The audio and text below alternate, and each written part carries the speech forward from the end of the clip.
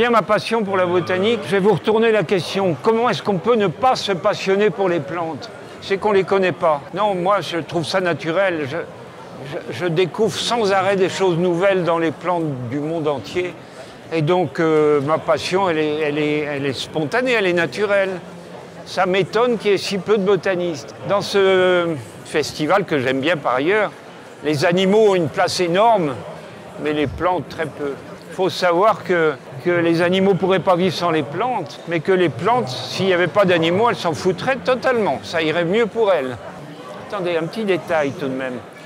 Vous aurez peut-être remarqué que les animaux, ils sont tous fabriqués pareil. Vous prenez une coccinelle et vous prenez un éléphant, c'est construit pareil. Vous avez les organes d'essence à l'avant, la nourriture qui rentre par l'avant, un dos protecteur, des pattes par-dessous parce qu'il faut bien marcher, et les excréments qui partent derrière parce qu'on n'en a pas l'utilisation. Tous les animaux sont comme ça.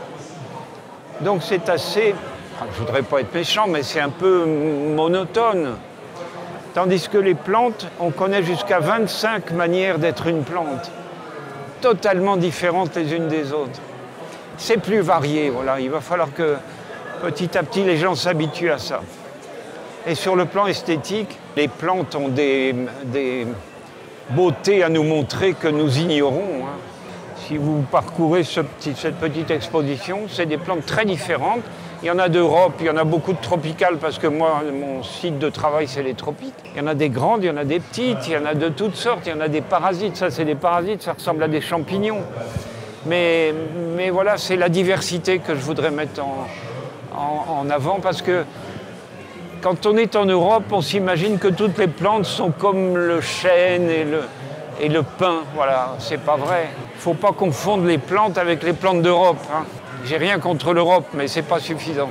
Attendez, je vais vous dire un truc. Les très vieux arbres, ils vivent extrêmement longtemps. Et le changement climatique, pour eux, c'est de la routine. Pour nous, c'est très important parce que nous n'en avons jamais vu. Mais nous, on a une vie tellement courte. Les arbres, ça ne leur fait pas peur du tout. Attendez, depuis l'origine des premiers arbres et des premières forêts, il y a eu sans arrêt des transformations climatiques, des réchauffements, des refroidissements, des dérèglements. Laissons-les faire.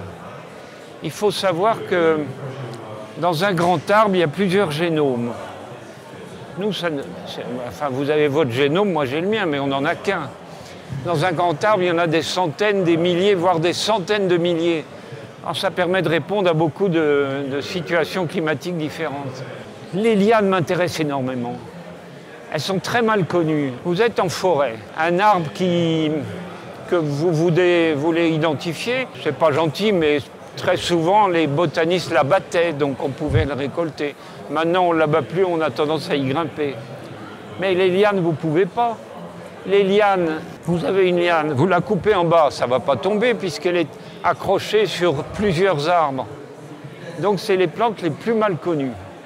C'est dommage parce que c'est de loin les plus récentes, les plus sophistiquées et les moins connues. Alors, elles ne dépensent pas d'énergie à faire un énorme tronc comme les grands arbres qui sont là. Donc, il leur reste énormément d'énergie. Et c'est la raison pour laquelle les lianes sont médicinales très souvent et ça nous donne des médicaments absolument essentiels.